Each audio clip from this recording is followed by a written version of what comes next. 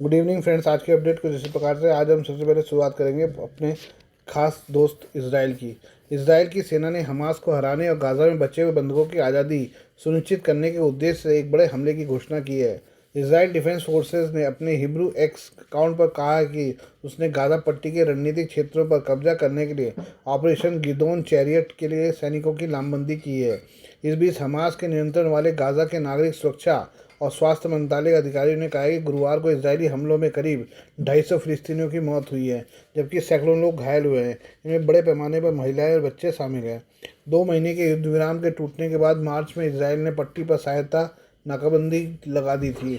अमेरिकी राष्ट्रपति Donald Trump ने शुक्रवार को कहा कि गाजा में बहुत से लोग भूख से मर रहे हैं। इसराइली सेना ने अपने अंग्रेजी भाषा के एक्स अकाउंट पर इसी तरह के पोस्ट में ऑपरेशन नाम का इस्तेमाल नहीं किया। उसने कहा कि वह तब तक काम करना बंद नहीं करेगा जब तक कि हमास अब खतरा नहीं रह जाता और हमारे सभी बंधक घर नहीं लौट जाते। इसराइल ने 24 घंटे में गाज़ा पट्टी में 150 से अधिक आतंकी ठिकानों पर हमला किया है। युद्ध विराम वार्ता को फिर से शुरू करने और अपनी नाकेबंदी को समाप्त करने के लिए बढ़ते अंतर्राष्ट्रीय दबाव के बावजूद इसराइल ने अपनी बमबारी तेज कर दी है। इतना ही नहीं, इसराइल ने सीमा पर बख्तरबंद बलों को तैनात भी किया है। ऑपरेशन की शुरुआत से ऐसा लगता है कि बंधकों की रिहाई और संघर्ष विराम सभी प्रयास विफल हो गए हैं। टाइम्स ऑफ इसराइल के अनुसार ऑपरेशन गिदोन चैरियट के जरिए इसराइल डिफेंस फोर्सेज क्षेत्र पर कब्जा करने और नियंत्रण करने, नागरिकों को पट्टी के दक्षिण में ले जाने, हमास पर हमला करने और सहायता आपूर्ति पर नियंत्रण करने से रोकने के मिशन को अंजाम देगा। ऑपरेशन का नाम बाइबल की एक योद्धा पर रखा गया है। इसराइल के प्रधानमंत्री बेंजामिन नेतन्याहू ने इसी महीने की शुरुआत में कहा था कि इसराइल क्षेत्र पर कब्जा करने और उसे अपने कब्जे में रखने के लिए गाज़ा में तीव्र प्रवेश की तैयारी कर रहा है। संयुक्त राष्ट्र मानवाधिकार प्रमुख वोल्कर तुर्क ने चेतावनी दी है कि इसराइल की हालिया उग्रता को अंतर्राष्ट्रीय कानून का उल्लंघन माना जा सकता है।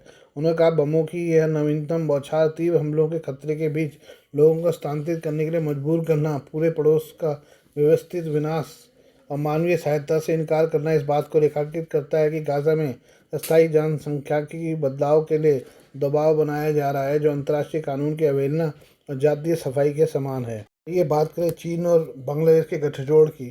चीनी अधिकारियों के एक प्रतिनिधिमंडल ने हाल ही में बांग्लादेश का दौरा किया है। इस दौरे का मकसद बांग्लादेश में लाल मोनिहाट में बन रहे एयरबेस का निरीक्षण करना था। यह बेस भारत की चिकन नेक कहे जाने वाले सिलीगुड़ी कॉरिडोर के करीब है। भारतीय एजेंसियों ने खुफिया जानकारी के आधार पर चीनी डेलीगेशन के इस दौरे की जानकारी दी है। चीनी प्रतिनिधिमंडल ने इस बेस के अलावा भारतीय सीमा, खासतौर से चिकन नेक के पास कई इलाकों का दौरा किया है। असम ट्रिब्यून के मुताबिक बांग्लादेश की यूनुस सरकार ने लाल मोनिहाट में हवाई अड्डा बनाने के लिए चीन से मदद मांग रहा था। यह बेस द्वितीय विश्व युद्ध के समय का है, लेकिन फिलहाल खराब हालत में है।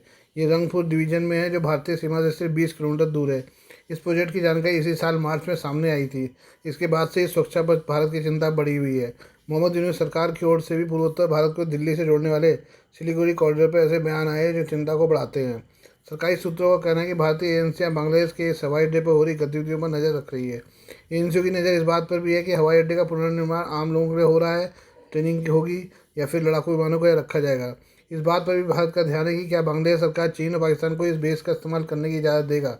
रक्षा अधिकारियों का कहना है कि बांग्लादेश को अपनी सुरक्षा के लिए हवाई क्षेत्र विकसित करने का अधिकार है, लेकिन इसका इस्तेमाल भारत के खिलाफ नहीं होना चाहिए। बांग्लादेश के इस बेस तक अगर पाकिस्तान या चीन की एयरफोर्स की पहुंच बनती है तो निश्चित तौर पर भारत की चिंता को बढ़ा सकता है। पाकिस्तान ने पहले भी बांग्लादेश के जरिए पूर्वोत्तर में शांति की साजिश रची है। अधिकारियों ने डोकलाम में भारत चीन विवाद का जिक्र करते हुए कहा कि चिंता की बात यह है कि इस हवाई अड्डे का इस्तेमाल युद्ध के समय भारत की सैन्य गतिविधियों पर नजर रखने और खुफिया जानकारी जुटाने के केंद्र के रूप में किया जा सकता है। अभी यह स्पष्ट नहीं कि ढाका ने इस हवाई अड्डे को लेकर क्या योजना बनाई है। सिलीगुड़ी कॉरिडोर ही भारत के बाहरी हिस्सों में से पूर्वोत्तर के राज्यों को जोड़ता है। पूर्वोत्तर के पास चीन बांग्लादेश की उपस्थिति के चलते भारत को की भी इस क्षेत्र में मजबूत सैन्य उपस्थिति है। भारतीय सेना की त्रिशक्ति कोर का मुख्यालय सिलीगुड़ी के पास है। कॉरिडोर में हासीमारा एयरबेस में राइफल विमानों के स्क्वाड्रन है। इसके अलावा लाल मोनिहाट हवाई अड्डा भारत के तोपखाने की मारक क्षमता के भीतर है। बांग्लादेश में मोहम्मद यूनुस की सरकार के आने के बाद से ढाका और बीजिंग के बीच रक्षा संबंध गहरे होते जा रहे हैं। चीन बड़ी मात्रा में बांग्लादेश को हथियार सप्लाई कर रहा है और बांग्लादेश में सैन्य ढांचे के निर्माण में सहयोग कर रहा है। हालिया महीनों में पाकिस्तान की उपस्थिति भी बांग्लादेश में बढ़ी है। ऐसे में भारत की सुरक्षा चिंता गहरा रही है। ये हम बात करें पाकिस्तान की। पाकिस्तान के प्रधानमंत्री शहबाज शरीफ ने एक बार फिर से भारत के साथ हुए हालिया संघर्ष और सीज फायर पर बात की है। शहबाज शरीफ ने कार्यक्रम में बोलते हुए कहा कि उनको सुबह के वक्त तैराकी करते हुए आर्मी चीफ असीम मुनीर का फ़ोन आया था। इस दौरान उनको बताया गया कि अब सामने से सीज फायर की मांग की जा रही है। इस पर शहबाज शरीफ कहते हैं कि उन्होंने तुरंत सीज फायर के लिए हाँ कर दी। शरीफ के इस दावे पर पाकिस्तान के लोगों ने ही सवाल उठा दिए हैं। पाकिस्तान के एक कंटेंट क्रिएटर ने सवाल किया कि आखिर प्रधानमंत्री ने स्विमिंग करते हुए बिना किसी से पूछे सीज फायर का फैसला कैसे ले लिया। पाकिस्तान में सवाल उठ रहा है कि बिना किसी कैबिनेट मीटिंग या सलाह के पीएम ने सीज फायर के लिए कैसे हाँ कर दी। अगर हामी भरी तो फिर अगले कई घंटे तक पाकिस्तान के एयरबेस पर हमले कैसे होते रहे। इससे लगता है कि शहबाज शरीफ कुछ चीज़ों को छुपा रहे हैं। शहबाज शरीफ के इस बयान को शेयर करते हुए पाकिस्तानी कंटेंट क्रिएटर ने एक्स पर कहा, पाकिस्तान पर बमबारी हो रही थी, हमारे पीएम स्विमिंग कर रहे थे। एक चालाक आदमी अक्सर गलती कर बैठता है और यहाँ शरीफ भी अपने बखान के चक्कर में गलती कर बैठे हैं। उन्होंने अपनी तारीफ करने में कह दिया कि मैंने सीज फायर के लिए नहाते हुए हाँ कर दी। ये कैसे सच हो सकता है? आप अपनी बुनियादी समझ का इस्तेमाल करके हमें बताएं। भारत ने इस बात की पुष्टि की है कि 10 मई को दोनों देशों के डीजीएमओ के बीच सीधी बातचीत के बाद पाकिस्तान के साथ युद्ध विराम समझौता हुआ।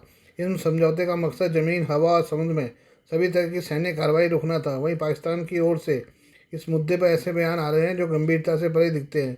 इस मामले में शहबाज शरीफ के बयान की आलोचना ने पाकिस्तान में राजनीतिक माहौल को गर्मा दिया है। भारत और पाकिस्तान के रिश्ते तनावपूर्ण बने हुए हैं। इसकी शुरुआत 22 अप्रैल के पहलगाम आतंकी हमले के बाद शुरू हुई। 22 अप्रैल को कश्मीर के पहलगाम में आतंकी हमले के बाद 6 मई की रात को भारत ने पाकिस्तान में ऑपरेशन सिंदूर के तहत आतंकी ठिकानों पर हमले किए। इसके बाद दोनों देशों में हालात युद्ध जैसे हो गए। 4 दिन के संघर्ष के बाद 10 मई को दोनों पक्षों ने सीज फायर का फैसला लिया।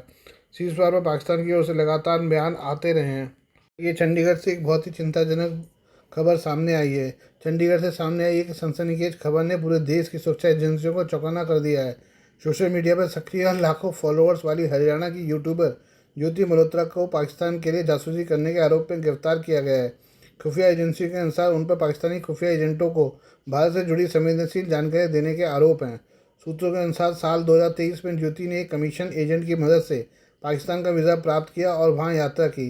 इस दौरान उनकी मुलाकात पाकिस्तान हाई कमीशन में कार्यरत एक कर्मचारी दानिश से हुई, जिससे उनके व्यक्तिगत संबंध बन गए।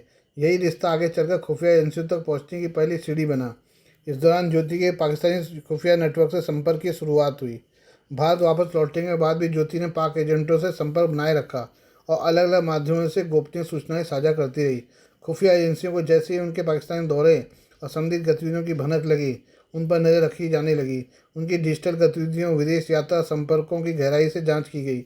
सबूत पुख्ता होने पर उन्हें गिरफ्तार कर लिया गया। फिलहाल उनसे पूछताछ जारी है और यह जानने की कोशिश की जा रही है कि उनके संपर्क में और कौन कौन लोग थे और क्या उन्होंने इस सूचनाओं के बदले पैसे या अन्य लाभ लिए हैं। इस मामले में केवल ज्योति ही नहीं बल्कि अब तक कुल 6 लोगों को आईएसआई के लिए जासूसी के आरोप में गिरफ्तार किया जा चुका है। इन्हीं गिरफ्तारियों में एक और बड़ा नाम सामने आया है। कैंथल जिले के मस्तगढ़ गांव का 25 वर्षीय युवक Devendra Singh. Special detective unit SDU की कार्रवाई में देवेंद्र को भी पकड़ा गया है।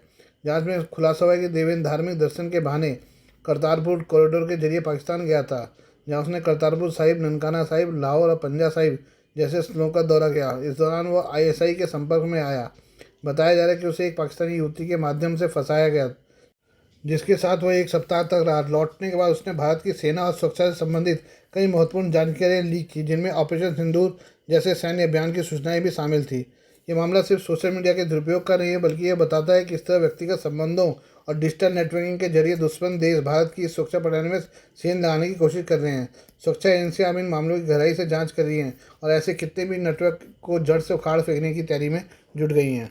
Please do like, share and subscribe this channel of my news, views and analysis by Prakash.